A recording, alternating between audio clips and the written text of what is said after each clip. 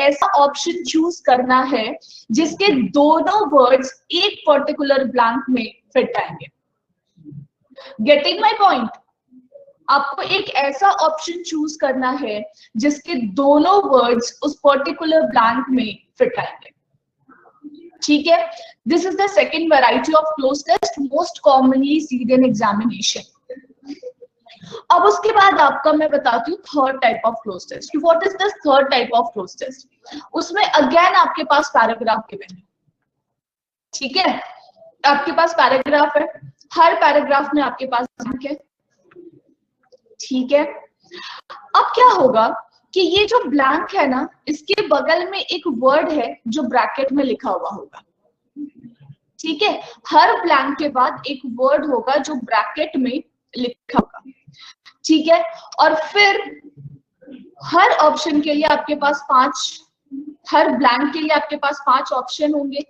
ठीक है, now if you feel like the word which is written in the bracket, ठीक है, अगर किसी भी सिनारियो पे आपको ये फील होता है कि जो वर्ड ब्रैकेट में लिखा हुआ है वो आपका करेक्ट आंसर है, ठीक है, तो आपको चूज करना है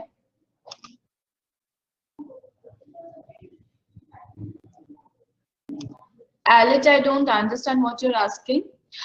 Definitely we will discuss all the types of cloze test. It is all about for your knowledge कि cloze test की variety क्या होती है and in which respect you need to study it so that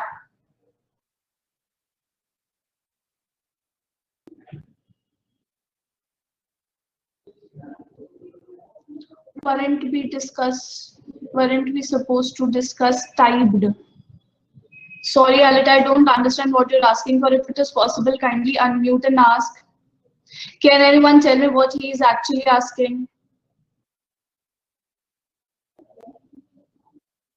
Or you can write it again. Ma'am may be वो कह रहे हैं कि weren't we supposed to discuss parajumble, क्योंकि लास्ट में आपने लास्ट क्लास में बोला था आज हम पैराजम्बल करेंगे। Is that so? हाँ, पहले आपने बोला था कि क्लोज टेस्ट करेंगे, फिर आपने बोला था चलो पैराजम्बल करेंगे। ठीक है ना, तो we will do both ना, उसमें क्या फर्क पड़ता है, उसके बाद पैराजम्बल कर लेंगे। ओके, कोई इशू नहीं है, we will do parajumble after this, that's not an issue. ठीक है, अब मेरे टाइम टेबल में लिखा हुआ था so I went with it. सो इसमें क्या है कि जो आपका ब्रैकेट में वर्ड लिखा हुआ है, अगर आपको लगता है कि वो वर्ड करेक्ट है, ठीक है, तो आपका ना ये जो 5th ऑप्शन है वो ऐसा कुछ लिखा होगा कि नो करेक्शन रिक्वायर्ड।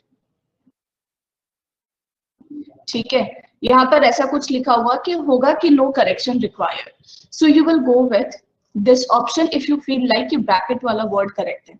अगर आपको लगता है कि ये वर्ड करेक्ट नहीं है तो आप इन चारों में से कोई भी ऑप्शन चूज कर सकते हो। बस डिफरेंस ये है ना, डिफरेंस ये है ये वाला फर्स्ट टाइप और थर्ड टाइप में डिफरेंस ये है कि ये जो 5th ऑप्शन है इसको उठाकर यहाँ पर ब्रैकेट में लिख देते हैं just to confuse you people.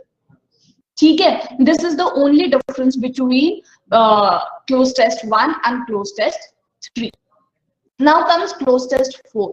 बेटा close test 4 वो सबसे ज्यादा कंफ्यूजिंग है, लेकिन अगर वो क्लास मतलब आपके एग्जामिनेशन में आता है ना तो treat it as the blessing, क्योंकि वो क्लोज टेस्ट का गलत होने का जो चांस है ना दैट इज लाइक नेग्लिजिबल। जितने भी ग्रामर के इंपॉर्टेंट टॉपिक होते हैं ना, जैसे कि तुम्हारा वर्ड रिप्लेसमेंट हो गया, जैसे कि तुम्हारा पैराग्राफ कंप्लीशन हो गया, ये जो तुम्हारा क्लोज टेस्ट में वर्ड फिलिंग्स है, ठीक है, ये सारे की सारी चीज वो लोग सिर्फ एक सिंगल क्लोज टेस्ट में इंक्लूड करके आपको वो देते हैं जिसको सॉल्व करना होता है। क्लियर? बात समझ आ गई? बात समझ आई? The types of cloze test. Now I want to ask you guys कि अगर क्लोज टेस्ट आता है एग्जामिनेशन में तो आप कैसे करोगे? What do you think, what will be the good strategy to solve it? What will be the good strategy to solve cloze test according to you guys? What do you think? If you want to suggest anything, हाँ तेजस्वी बोलिए, बोलो यार, कोई तो बोलो, come on, इतने सारे बच्चे पहले हैं। थोड़ा फाइंड करने की कोशिश कर सकते हैं कि वो पैरा है किस बारे में, ठीक है, और उसके बाद तो नहीं पता। उसके बाद छोड़ देंगे बस फैक्ट्स लेके। पैराग्राफ रीडिंग, अच्छा विल रीड क्वेश्चन फर्स्ट। बेटा इसमें क्वेश्चन कहाँ है? 5 वर्ड है ऑप्शन में, बस क्वेश्चन कहाँ है इसमें? So the best method to solve cloze test is, first of all, you just need to read the passage. You just need to read the passage. जब आप पैसेज पढ़ोगे तो definitely you will understand the theme. जब passage पढ़ोगे तो आपको खुद ही उस पैसेज का थीम समझ में आ जाएगा कि नहीं आएगा? बोलो, थीम समझते हो ना क्या होता है? यस, जब आप थीम समझोगे तो उसी टाइम पे आपको पैसेज का टोन भी समझ में आ जाएगा, ठीक है? When you will understand the theme at that particular moment only, you will understand the tone of the passage. Now, what is this tone? This tone helps a lot in solving cloze test. आजकल थोड़ा कम मदद करने लग गया है, पहले तो बहुत ही मदद कर देता था। अब जैसे टोन क्या होता है ना, वो तुम्हारा बेसिकली, वैसे तो है कई बहुत सारे वैरायटी टोन के, है ना, बहुत सारी वैरायटीज हैं, लेकिन कॉमनली हम इसको 4 पार्ट में बोलते हैं, ठीक है? पहला आपका होता है कंप्लेनिंग टोन। सपोज पैराग्राफ किसी चीज को लेकर कंप्लेन कर रहा है, ठीक है? दूसरा आपका होता है सजेस्टिंग टोन, मतलब जो पैसेज है वो किसी चीज को लेकर सजेशन दे रहा हो, ठीक है? तीसरा क्या है? क्रिटिकल टोन, है ना? क्रिटिक्स आप समझते हो ना? और जो चौथा आपका होता है उसको हम लोग बोलते हैं टोन, जहाँ पे मतलब basically it is a kind of a descriptive thing, है ना? किसी चीज के बारे में पॉजिटिव चीजें डिस्क्रिप्टिव थिंग को बता रहा है, ठीक है? अब ये जो कंप्लेनिंग टोन है, हाँ अनुष्का बोलो। मैम कंप्लेनिंग और क्रिटिकल वाले में हम लोग को कंफ्यूजन नहीं हो सकती? एकदम होगी, पॉजिटिव में भी कंफ्यूजन होगी, उसको डिफरेंशिएट करना सीखना पड़ेगा ना। तो जो आपका कंप्लेनिंग टोन होगा ना बच्चे, वो कंप्लेनिंग टोन में हमेशा आपका नेगेटिव वोकैब यूज किया जाएगा, ठीक है? अगर सजेस्टिंग टोन होगा तो सजेस्टिंग टोन में आप हमेशा पॉजिटिव वोकैब यूज करोगे, ठीक है? टोन क्रिटिकल है तो आप सोचो कि क्रिटिक्स कैन बी पॉजिटिव और नेगेटिव। क्रिटिक्स जो आती है वो पॉजिटिव चीजें भी बोलती है और नेगेटिव चीजें भी बोलती हैं। तो अगर क्रिटिकल टोन आता है ना, तो it is not very useful to you guys, क्योंकि यहाँ पर आप पॉजिटिव और नेगेटिव दोनों वोकैब, ठीक है? यहाँ पर पॉजिटिव और नेगेटिव दोनों वोकैब यूज करोगे। अगर पॉजिटिव टोन है मतलब आप किसी चीज का डिस्क्रिप्शन लिख रहे हैं, ठीक है? अगर पॉजिटिव टोन है तो आप किसी चीज का डिस्क्रिप्शन लिख रहे हैं, ठीक है? अब आप किसी चीज का डिस्क्रिप्शन लिख रहे हैं ना, तो आप उसका पॉजिटिव और नेगेटिव दोनों पॉइंट बताते हैं, ठीक है? तो जो पॉजिटिव टोन होता है ना बेटा, उसमें भी जो डिस्क्रिप्टिव टोन होता है, उसमें डिस्क्रिप्शन में आप पॉजिटिव नेगेटिव दोनों पॉइंट लिखते हैं, इस वजह से यहाँ पर भी पॉजिटिव और नेगेटिव दोनों वोकैब यूज होता है, ठीक है? और आजकल जो आपका पैसेज है ना, वो मोस्टली इस पे बेस्ड आता है, तो इस वजह से आपका पॉजिटिव नेगेटिव वोकैब दोनों ही यूज होता है। तो you need to be aware of these things, okay? And after that you can solve it through grammar. Grammar से आप कैसे सॉल्व कर सकते हैं? सपोज मान लो कि आपका हैज बीन है, ठीक है?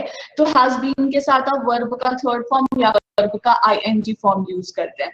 अगर इज है तो इसके साथ हम वर्ब का आईएनजी फॉर्म यूज करते हैं। अगर ऑप्शन में एक ही दो ऑप्शन में वर्ब का आईएनजी फॉर्म है तो आप उसको सॉल्व कर सकते हो इजीली, ठीक है? और ये जो आपका फोर्थ है, always solve any of the fillers. कोई भी फिलर्स आपके एलिमिनेशन में आ रहा है तो उसको ना आप हमेशा एलिमिनेशन मेथड से सॉल्व करना। एलिमिनेशन मेथड का मतलब क्या होता है? ऑप्शन को एलिमिनेट करके सॉल्व करना, ठीक है, एलिमिनेशन मेथड मींस ऑप्शन को एलिमिनेट करके सॉल्व करना। तो यहाँ पर आप हमेशा एलिमिनेशन मेथड से सॉल्व करोगे। And last but not the least, अगर मान लो कि आपके क्वेश्चन में एक सेंटेंस है जहां पर एक ब्लैंक दिया हुआ है और हमें ऐसा लगता है कि उस ब्लैंक में जो मोस्ट एप्रोप्रिएट वर्ड है दैट शुड बी हेट। ठीक है, that should be hate. Now you have 5 option. First is hate, B is dislike, C is detest, D is abhor, and E is none of these.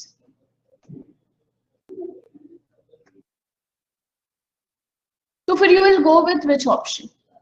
अगर मैं कहती हूँ साफ साफ वहां पर जो आपका पैसेज में ब्लैंक है, उस ब्लैंक में जो फिट ऑप्शन है दैट शुड बी नफरत करना, तो आप हेट के साथ जाओगे, डिसलाइक के साथ जाओगे, डिटेस्ट के साथ जाओगे या अभॉर के साथ जाओगे? चलो डिटेस्ट को हटा के यहाँ पे कर देते हैं लव। अब देखो, अच्छा पहले से बच्चे आंसर कर रहे हैं तो हम तब तो हेट के साथ, तब हेट के साथ एकदम। अंशिका भी हेट के साथ जाएगी। बहुत से बच्चे हेट आंसर कर रहे हैं बेटा, बट आपको पता है जब आप बैंक लेवल का क्लोज टेस्ट सॉल्व करते हो ना, तो वहां उस रेस्पेक्ट में जो राइट आंसर होगा ना दैट विल बी अभॉर। अब बड़ा अजीब से कंफ्यूजन सा मन में आ रहा होगा कि अरे भैया क्यों ऐसा कर रहे हैं, हेट में क्या दिक्कत है, हेट भी तो सही है। लेकिन तुम बिल्कुल सही कह रहे हो। देखो डिसलाइक का मतलब है नापसंद करना, तो ये तो हट गया। Love is what? लव एक एंटोनिम, तो ये भी हट गया। अब हमारे पास 2 ऑप्शन है, हेट और अभॉर, और abhor is the synonym to this word. अब अगर आप लोग मतलब सर्च करोगे ना तो अभॉर का मतलब ही होता है हेट। ठीक है, अब अगर आपके ऑप्शन 2 सिनोनिम्स हो ना तो आप हम लेस कॉमन यूज्ड वर्ड के साथ जाते हो। फिर से रिपीट कर रही हूं, अगर आपके ऑप्शन में 2 सिनोनिम हो तो इन क्लोज टेस्ट आप हमेशा लेस कॉमन यूज्ड वर्ड्स के साथ जाना है आपको। ठीक है, अब hate is common and abhor is less common, so you will go with abhor. ऐसा होता है। Getting my point? तो उसके according to these rules and according to the concept given हम लोग एक क्लोज टेस्ट साथ सॉल्व करते हैं। लेट्स सी आप लोग कितना करेक्ट करते हो। So you guys are ready now? All set? अच्छा, मेरी बहुत हम्बल रिक्वेस्ट रहेगी आप लोगों से कि कोई भी आंसर्स नहीं बताएगा। 15 देखो, ये जो क्लोज टेस्ट मैं आपके सामने खोल रही हूँ, देखो इसमें 15 ब्लैंक्स हैं। अपने नोटबुक में 1 2 3 4 5 6 7 8 9 10 11 12 13 14 15 ऐसे करके मार्क कर लो। आप लोग आराम से अपना फर्स्ट का जो भी ऑप्शन आपने चूज करना, आप वो ऑप्शन चूज करके वहां पे लिख देना। एंड में I tell you the answers of each and every question and will see कि how much you have scored in your first cloze test, and after that will see the improvement also, है ना, क्योंकि improvement mark करना बहुत necessary है। चलो, so first of all read the passage पढ़ लो, और पैसेज पढ़ के पहले मुझे थीम समझा दो, तो मुझे भी पता लग जाए कि हाँ भैया तुम लोग थीम सही समझे हो, तो फिर आगे उसको सॉल्व करने के प्रोसेस में लगाएंगे। So you guys have 2 minutes to read the passage. Fast. Close test we need to do in 3 to 4 minutes. So 2 minutes you'll spend in understanding everything and 2 minutes in filling the options.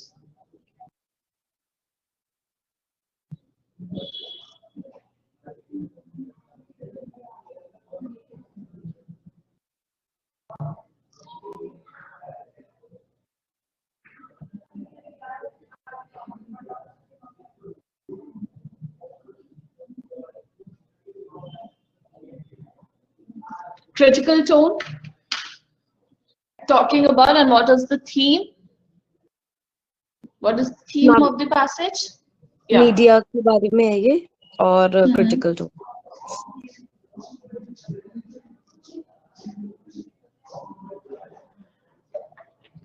हाँ जी, Critical tone about media. So किसी को passage में कोई problem है? In anything you want to discuss about passage? I guess no. तो चलो फिर question number 1 start solving.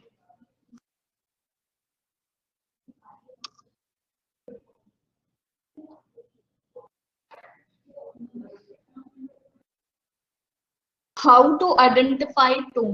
बेटा पैसेज पढ़ के ना आपको देखना है कि वो पैसेज क्या कर रहा है. किसी चीज को लेकर कंप्लेन कर रहा है, किसी चीज पे क्रिटिक्स कर रहा है. क्रिटिक्स का मतलब ये होता है कि पॉजिटिव और नेगेटिव दोनों पॉइंट बता रहा हूँ, ठीक है, या फिर कुछ सजेशन दे रहा है आपको, है ना, या बस किसी चीज को डिस्क्राइब किए जा रहा है. ठीक है बेटा, तो जब आप पैसेज को पढ़ के उस चीज को एग्जामिन करोगे तो फिर आपको समझ में आएगा कि पैसेज कंप्लेनिंग टोन है, सजेस्टिंग टोन है कि क्रिटिकल टोन है. Abhijit, this is not complaining tone because यहाँ पर ना इंडियन मीडिया का पॉजिटिव पॉइंट भी बता रहा है कि इंडियन मीडिया बहुत क्रेडुलस है, हम लोग उस पर बहुत विश्वास करते हैं, ठीक है. और अभी और इस पूरे के पूरे अगर आपने पैसेज ढंग से पढ़ा होगा तो आप एक बात देख लेना कि यहाँ पर इंडियन मीडिया पे कभी भी कंप्लेन नहीं करी गई है. This passage is totally on Indian media, but Indian media पे कंप्लेन नहीं करी गई है. ये पूछा जा रहा है कि इंडियन मीडिया क्या करे जब वो खुद संकट में है, ठीक है. This is what we call as critics. What shall we do when we are in like trouble? उसको क्या करना चाहिए? How to come out of it? That is what is being discussed in the passage. And at the end, see, there are 2 to 3 questions also asked. So अगर complaining tone होता तो वो सिर्फ और सिर्फ उसकी बुराई करता, but यहाँ पे इंडियन मीडिया की एक्चुअली में बुराई नहीं करी गई है.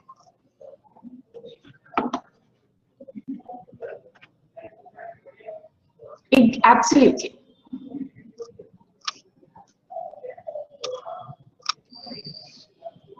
Okay, so next one. Okay.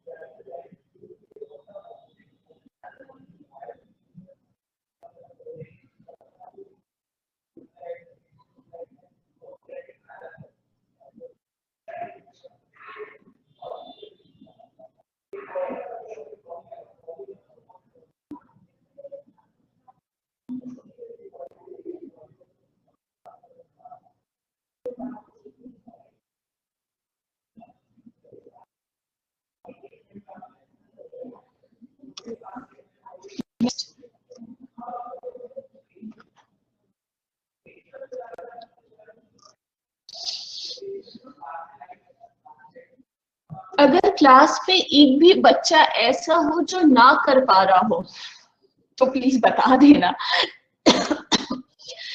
क्योंकि you are not in the classroom and I can not see you. अगर तुम नहीं बताओगे तो मुझे पता भी नहीं चलेगा.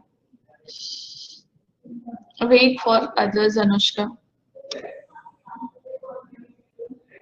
You are not able to do with Anshu, that's what you are trying to say. Time नहीं मिल पा रहा करने का कि आप कर ही नहीं पा रहे हो सॉल्व, ऐसा कुछ है?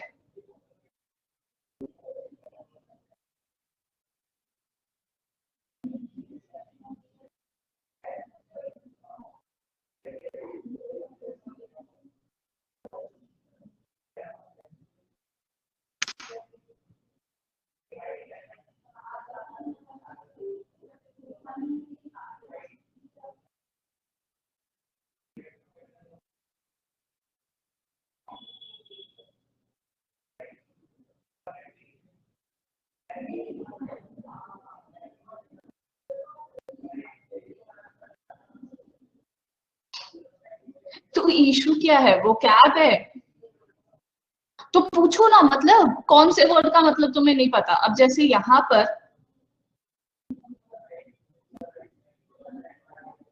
मैम मैं ये बोलना चाहती हूँ कि आप एक बार अगर सॉल्व करके दिखा दे कैसे सॉल्व करते हैं आप वो ठीक है. चलो क्वेश्चन नंबर 1 आई डू. ठीक है, उसके बाद देख लो, क्योंकि एट द एंड इसमें ना कुछ एक्सप्लेनेशन का है नहीं बेटा। इसमें बस ये है कि अगर आपको मीनिंग पता है तो आप भर दोगे, मीनिंग नहीं पता है तो आप नहीं भर पाओगे, तो मीनिंग नहीं पता है तो आप मुझसे पूछ सकते हो। जैसे क्वेश्चन नंबर 1 है, this is the Indian media has never been a dash.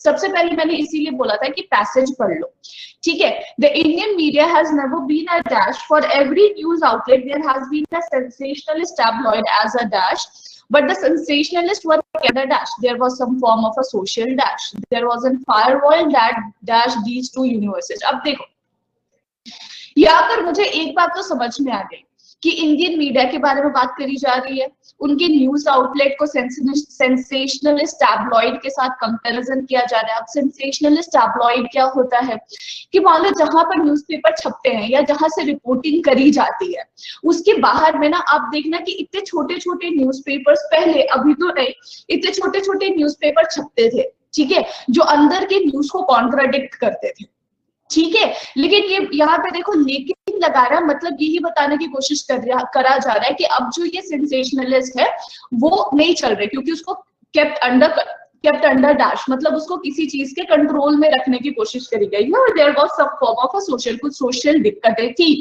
ठीक है। There was a firewall. Firewall मतलब क्या, बीच की दीवार, that these two universes. अब यहाँ पे these two universes में मुझे ये तो समझ में आ गया कि दो यूनिवर्सेस यहाँ पर है कौन, एक तुम्हारा न्यूज मीडिया है, इंडियन मीडिया है, न्यूज आउटलेट है, और दूसरा तुम्हारा सेंसेशनलिस्ट टैब्लॉइड है। मतलब ये लाइन ये बताने की कोशिश कर रहा है कि इंडियन मीडिया और न्यूज आउटलेट और सेंसेशनलिस्ट टैब्लॉइड के बीच में फायरवॉल आ गई है, दीवार आ गई है। However, in last 5 to 6 years, this firewall seems to have lost its dash. Disinformation is into credible sections of the media because the dash of disinformation happens to be our own leaders. बोल रहे हैं कि आखिरी के 5 से 6 साल में ये जो बीच की दीवार है वो धीरे धीरे करके गुम हो रही है। अब क्या गुम हो रही है, कैसे गुम हो रही है, ये मुझे नहीं पता। यहाँ पे डी कैपिटल होना चाहिए। अब बोल रहे हैं कि डिसइंफॉर्मेशन जो है वो हमारे मीडिया के क्रेडिबल सेक्शन, मतलब जिस पे हम बहुत ज्यादा विश्वास करते हैं उस सेक्शन में इंटर कर रहा है, और डिसइंफॉर्मेशन जो है वो अपने खुद के लीडर हैकन करा रहे हैं। अभी तक तो यही समझ में आ रहा है। अब फिल इन द ब्लैंक्स को भर देंगे तो क्या पता मीनिंग चेंज हो जाए। This poses a question about the nature of reporting. बोल रहे कि इसकी वजह से क्वेश्चंस पूछे जा सकते हैं रिपोर्टिंग के नेचर पे। क्या रिपोर्टिंग वही है जो कही जा रही है, लेकिन अगर स्टेटमेंट खुद ही गलत है तो रिपोर्टर्स को उसके बारे में क्या करना चाहिए, ठीक है। Would not reporting to censorship. Censorship का मतलब क्या होता है, सप्रेशन टू स्पीच। तो क्या रिपोर्टिंग को, मेरी आवाज नहीं आ रही, मेरी आवाज नहीं आ रही क्या, ऑडिबल। अब देखो वेरी शॉर्ट में आपको पैराग्राफ समझा दिया जो शायद आप लोग पहले से ही समझ चुके थे, है ना, जो आप लोग शायद पहले से ही समझ चुके थे, तो मैंने शॉर्ट में आपको पैराग्राफ समझा दिया। अब उसके बाद देखो, अब अगर हमें इसको फिल करना है तो हम फिल कैसे करेंगे। अनुराग, you will have to refresh and join. Kindly write someone to refresh and join. क्योंकि अगर सबको आ रही है सिर्फ अनुराग को नहीं आ रही है तो कुछ नेटवर्क इशू उसके एंड से है। अनामिका, हाँ आप बोलो, आप क्या कह रहे हो।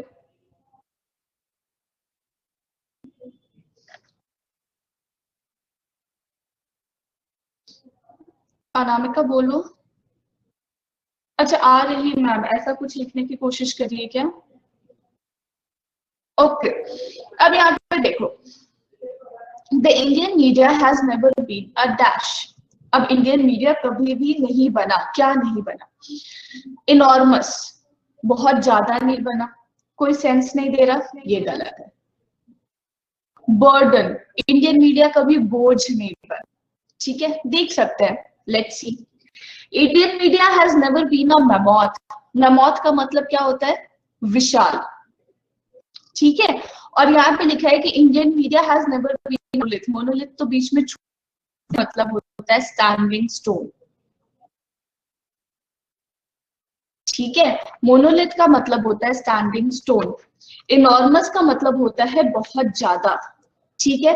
बर्डन का मतलब होता है बोझ, ठीक है। मैमोथ का मतलब होता है विशाल, और बगबियर का मतलब होता है obsession of fear. Obsession of fear. अब अगर हम लोग इस पैराग्राफ को अभी हम लोगों ने पढ़ा था, we understood the theme of the passage as well.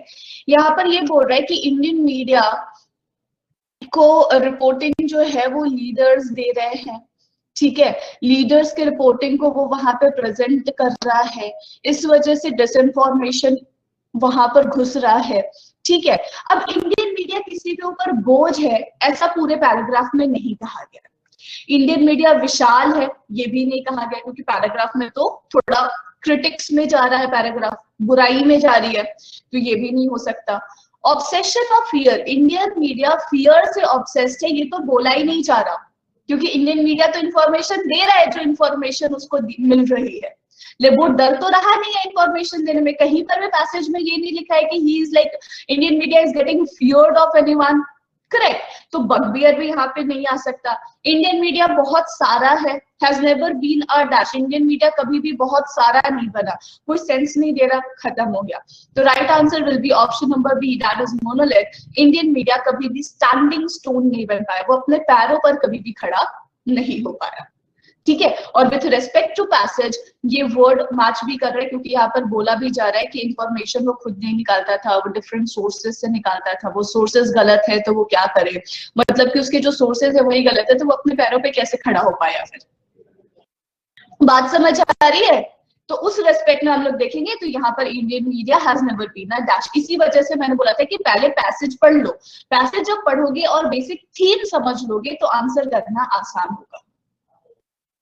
Clear? बितांशु समझ आया आंसर कैसे करना है? हाँ दीपशिखा बोलो।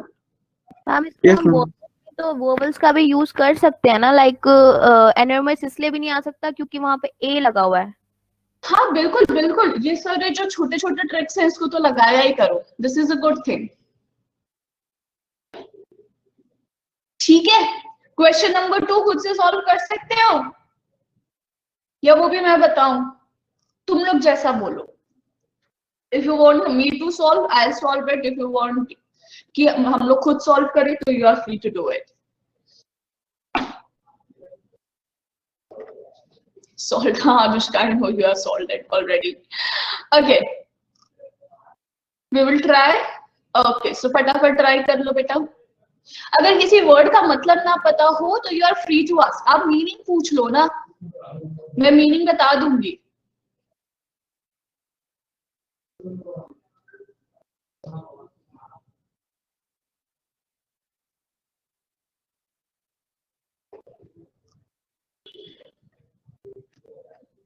क्रेडिबल का मतलब पूछ लो क्या श्रेयांश, या क्रेडिबल आंसर दे रहे हो? यार क्या सीडी मीनिंग बताना है, आंसर बताना है, सीडी के बाद क्वेश्चन मार्क लगा दोगे, मैं कैसे समझूंगी? What you guys are actually asking that you have to tell me, no? Okay, I understood, Shreyansh, that you are giving me the answer.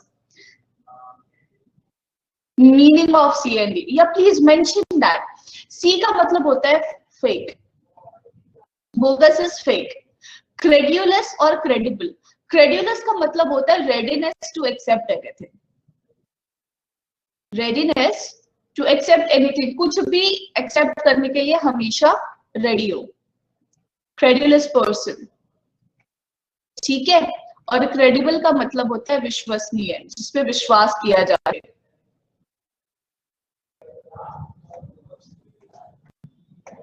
ठीक है।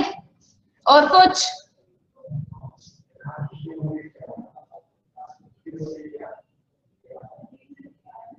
आगे बढ़ू?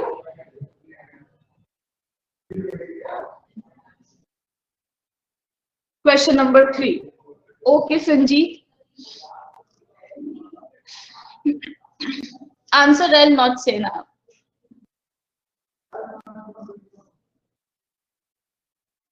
Okay.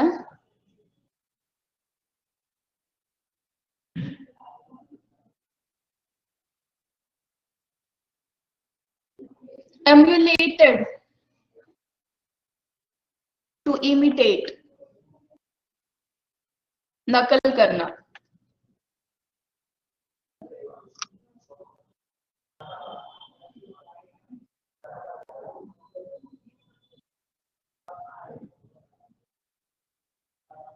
Done? अभी you are asking meaning of this word or you are giving it as answer? अभी corresponding का मतलब पूछ रहे हो या आंसर बता रहे हो? आंसर बता रहे हो? Very good. चलो, क्वेश्चन नंबर 4.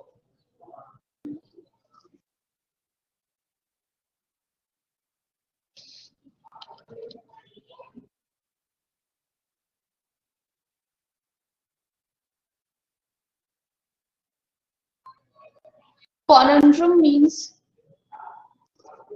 confusing.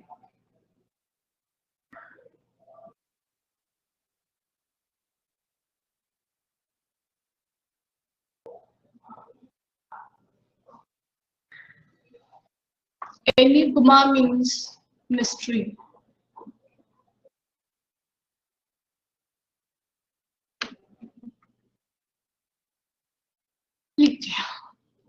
मैं समझ गई थी कि आने ही वाला है.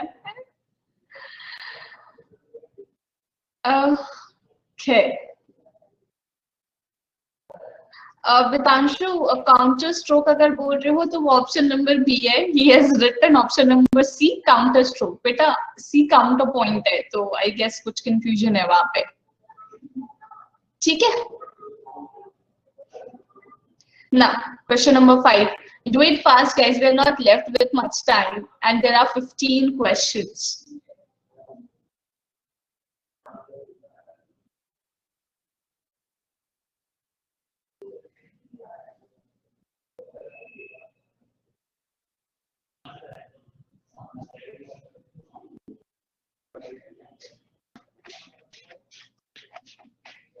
क्या बात है, क्या बात है, क्या बात है. Very good, very good. आगे बढ़े फिर.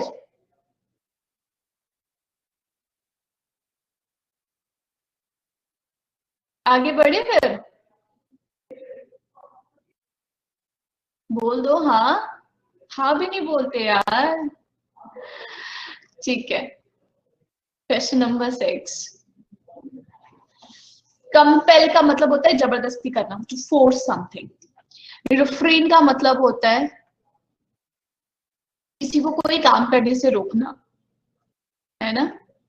To stop oneself from doing something.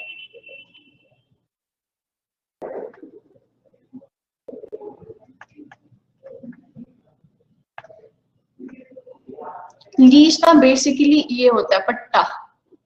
ठीक है, आप उसको बोल सकते हो, मतलब जो कुत्ते के गले में बांध के अपने हाथ में डोरी नहीं रखते, that is what we call as leash, है ना. इसको आप बोल सकते हो to keep something in control. Basically it is पट्टा. Abstain and refrain has similar meaning. ठीक है, both are synonyms to each other. Fast मतलब होता है तिजोरी वजोरी में जो लॉक नहीं लगाते हैं, फैसन द लॉक, उसको बंद करके रखो. That is what is fashion. ठीक है. ओके. दैट सबका मतलब भी बता दिया अब तो. नेक्स्ट.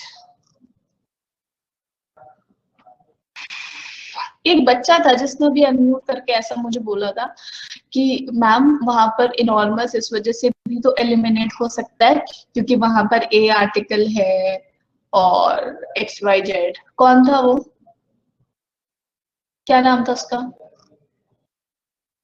अभी बच्चा वहां पे अनम्यूट करके मुझसे बात किया था. दीपशिखा ने बोला था. एकदम सेम कंसेप्ट यहाँ पर लगाता है.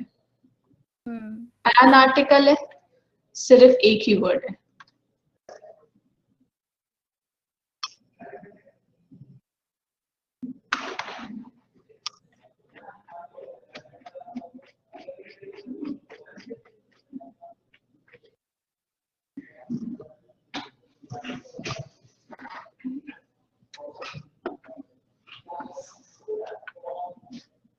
Now, question number 8.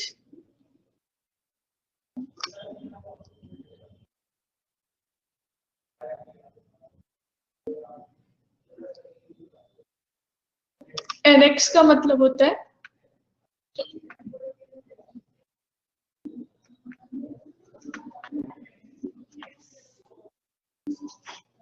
Very good.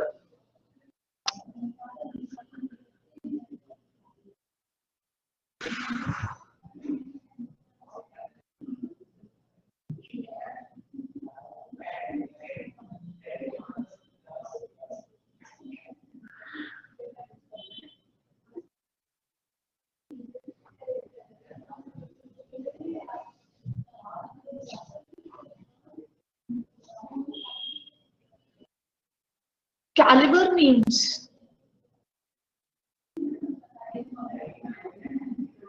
यार किसी को कैलिबर का मतलब पता है इस पूरे बैच में? मैम जैसे कि किसमें कितना कैलिबर है, किसमें कितनी क्या बोलते हैं, हिंदी भी नहीं आ रहा, हाँ क्षमता है। This is what is caliber. Yes, caliber is the easy word. That's why I asked. Potential, yeah.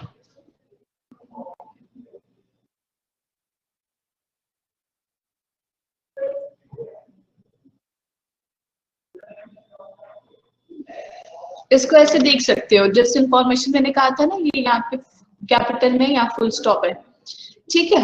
अब दिस इंफॉर्मेशन इज डैश, तो इसके साथ वर्ब का आईएनजी फॉर्म आता है, तो ये तो गलत हो गया है ना। बाकी इसमें तो है वर्ब का आईएनजी फॉर्म इन चारों में, तो अकॉर्डिंगली आप चूज कर लें।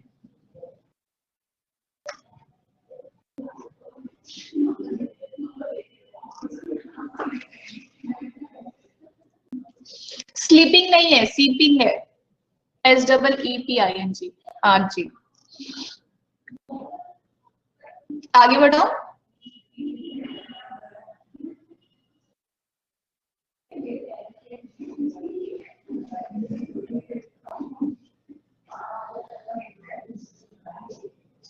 सीपिंग का मतलब होता है घर पे सीलन पड़ जाती है तो पानी टपकता है।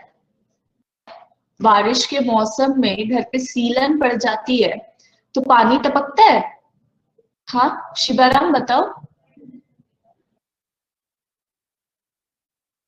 तो हम बोलते नहीं है सीपिंग, उसी को बोलते हैं। तो नहीं सीलन पड़ गई है, सीपिंग हो रहा है घर पे, इसलिए टपकना।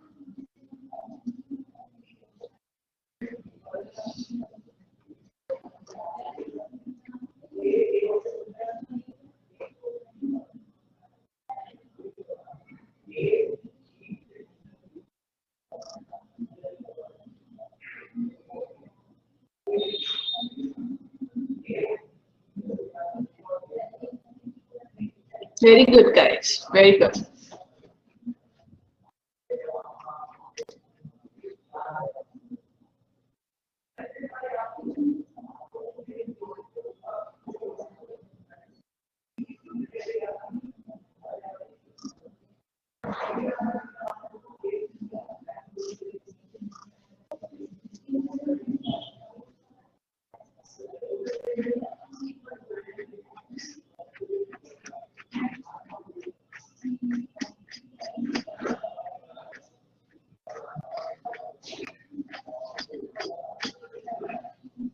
Done. Question number 13.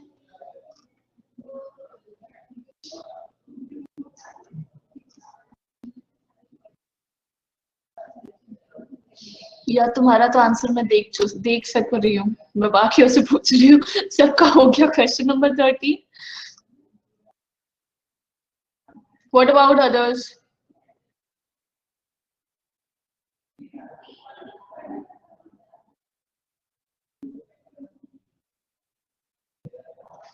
Okay. 14 देखो।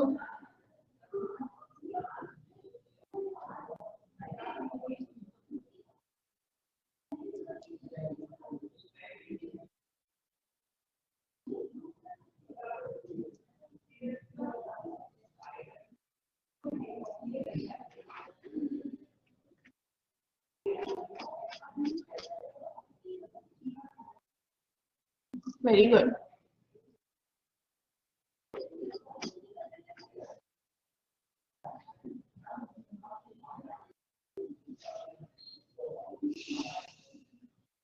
Okay.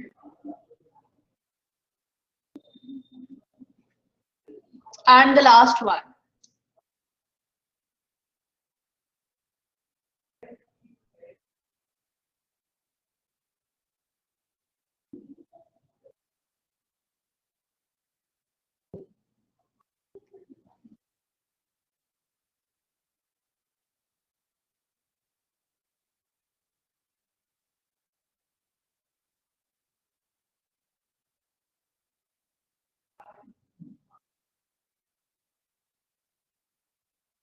Done? All the 15 questions completed?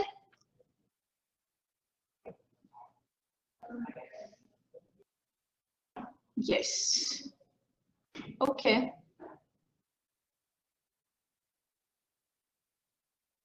देखो, सो फर्स्ट का आंसर तो मैंने आपको बता दिया था.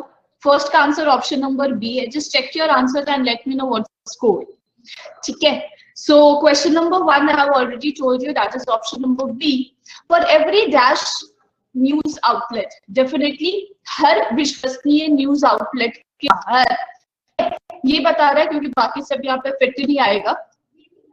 There has been a dash sensationalist tabloid. There has been a corresponding sensationalist tabloid. Corresponding का मतलब क्या होता है? Similar. मतलब एक जैसा sensationalist tabloid बाहर पे होता है जो comparison करता है. ठीक है. So there has been a corresponding sensationalist tabloid as a dash, as a counterpoint. Counter stroke का मतलब क्या होता है कि आपने मुझे एक थप्पड़ मारा, मैंने आपको एक थप्पड़ मारा, लेकिन यहाँ पे एक्शन से बात करी नहीं जा रही है. ठीक है. यहाँ पर जो बात करी जा रही है काउंटर लिख कर करी जा रही है, पॉइंट को काउंटर किया जा रहा है. तो उस रेस्पेक्ट में आपका ऑप्शन नंबर सी करेक्ट है. बाकी ऑप्शन यहाँ पे सूटेबल नहीं है. ठीक है. तो फर्स्ट में आपका मोनोलिथ, सेकंड में क्रेडिट, थर्ड में कॉरेस्पॉन्डिंग एंड फोर्थ में आपका counter point will be the right answer. Now but the sensationalist were kept under control. इसमें कोई कंफ्यूजन तो नहीं है ना कि बाय कंट्रोल? किसी को है क्या कि यहाँ पे कंट्रोल ही क्यों? क्योंकि अटेंशन यहाँ पे फिट नहीं आ रहा, प्रिवेंशन यहाँ पे फिट नहीं आ रहा, कंपल्शन यहाँ पे फिट नहीं आ रहा. और बेटा प्रेशर में किसी को थोड़ी ना रखा जाता है. प्रेशर में आप किसी सामान को थोड़ी ना रख सकते हैं. ठीक है. तो सेट में यहाँ पे कंट्रोल जो है वो मोर एप्रोप्रिएट वर्ड है. ठीक है. There was some form of a social dash. बेटा some form of a social compulsion नहीं हो सकता है ना, क्योंकि उसको रोक कर रखा जा रहा है. फैशन भी नहीं हो सकता, तिजोरी का ताला तो बंद हो नहीं रहा है. जो stop oneself from doing something. और लीश है यहाँ पर. लीश का मतलब क्या होता है? किसी को बांध कर रखना, अपनी मुट्ठी में करके रखना. मैंने अभी बताया बिना कुत्ते के गले का पट्टा को लीश कहते हैं. ठीक है. तो but the sensationalist were kept under control. there was some form of a social control, है ना, मुट्ठी में करके उनको रखा गया था. तो there was some form of a social, leash will be appropriate word here. ठीक है. There was an invisible firewall. इसमें तो कोई confusion नहीं है. यहाँ पर an आया हुआ है, an के साथ आप हमेशा vowel sounding word लगाते हैं. यहाँ पर invisible vowel sounding word है, इस respect में वही आएगा. Invisible firewall है, ऐसा दीवार है जो किसी को दिख नहीं रहा. ठीक है. There was an invisible firewall that dash these two universes. क्या कर रहा है वो? इनविजिबल फायरवॉल को इस यूनिवर्स और इस यूनिवर्स को अलग करके रख रहा है. ठीक है. तो that separated these two universes. Okay, that separated these two universes. combine यहाँ पे फिट आ नहीं रहा है क्योंकि अलग करके रखना है, अपोजिट है. एक्स्ट्रा ऐड हो नहीं सकता.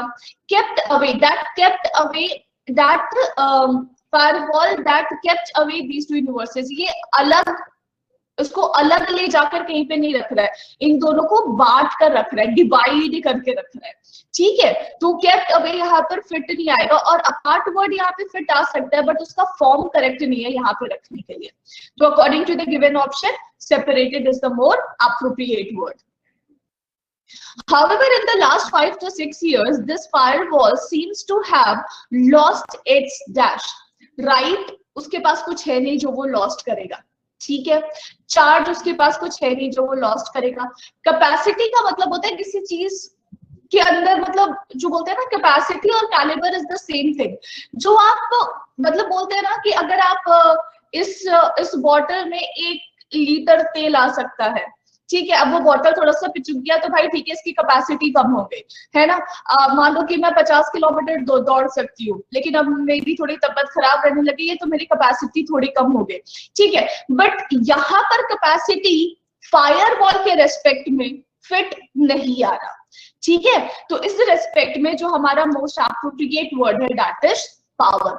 ये जो फायरवॉल है जो इन दोनों यूनिवर्सेस को अलग करके रखता था, ये अपना पावर धीरे धीरे करके लूज कर रहा है. ठीक है ना. disinformation is dash into credible sections of the media. अब बेटा disinformation मतलब false information होता है, wrong information होता है. Wrong information is venting. Venting का मतलब क्या होता है? बाहर से जैसे कि मान लो वेंटिलेशन लगा हुआ तो वहां से धूप आ रही है, ठीक है, तो वो झांक रही है, हम बोलते हैं. तो disinformation झांक नहीं रही है, disinformation दिया जा रहा है. Flowing का मतलब हो गया बहना. अब मान लो कि डिसइंफॉर्मेशन बहने लगा तो सारी बात गलत ही बताएंगे, तो इंडियन मीडिया को फिर क्रेडिबल है ऐसा कैसे बता सकते हैं? मतलब कुछ ही डिसइंफॉर्मेशन है, कुछ ही गलत इंफॉर्मेशन आ रहा है. फॉलोइंग यहाँ पर एप्रोप्रिएट है नहीं. पेनिट्रेट का मतलब होता है किसी चीज में जबरदस्ती फिट करना, तो यहाँ पे जबरदस्ती भी कोई कुछ फिट कर नहीं रहा है. सीपिंग का मतलब होता है धीरे धीरे करके टपकना. तो डिसइंफॉर्मेशन जो है वो धीरे धीरे करके टपक रही है हमारे विश्वसनीय सेक्शन, इंडियन मीडिया के विश्वसनीय सेक्शंस में, ठीक है. तो with respect to the given option the perfect word is option number C, is seeping into credible sections of the media. Okay. Vitanshu बहुत देर से कुछ टाइप करने की कोशिश कर रहा है लेकिन वो भेज नहीं पा रहा है. तो भाई मैं जानना चाहती हूँ वितांशु आप क्या टाइप करो, मुझे थोड़ा जल्दी से बता दो क्योंकि टाइम थोड़ा कम है. जब आपका कंप्लीट हो जाएगा मैं कर दूंगा. मैं वो मार्क्स लिख रहा हूँ कौन से ठीक हुआ कुछ. अच्छा ठीक है. So disinformation is seeping into credible sections of the media because the source of disinformation happens to be our own leaders. इसमें तो कोई प्रॉब्लम ही नहीं है कि जो डिसइंफॉर्मेशन का सोर्स है वो अपने खुद के लीडर है. This poses a difficult question. chaotic का मतलब क्या होता है? जहाँ पे मतलब बहुत ज्यादा क्या बोलते हैं, जहाँ पे बहुत ज्यादा मैसेज है, बहुत सारे भिनभिनाहट की आवाज आ रही है. तो यहाँ पे chaotic उस रेस्पेक्ट में फिट नहीं है. रोरिंग का मतलब दहाड़ना है. इतना दहाड़ने वाली बात नहीं हो रही है, ठीक है. कॉम्प्लेक्सिटी आप बोल सकते हो लेकिन कॉम्प्लेक्सिटी यहाँ फिट नहीं आ रहा. अगर यहाँ पे होता है ना this poses a complex question, हाँ, तो हम एक बार उसको यूज कर सकते थे. कॉलंड्रम का मतलब होता है कंफ्यूजिंग, ठीक है, बट यहाँ पर मुश्किल क्वेश्चन पूछा जा रहा है, कंफ्यूजिंग क्वेश्चन नहीं पूछा जा रहा. तो उस रेस्पेक्ट में आपका डिफिकल्ट जो है वो करेक्ट वर्ड है. हाँ जी शिवराम पूछो क्या कंफ्यूजन है, या chaotic का मतलब कंफ्यूजन बता रहे थे आप?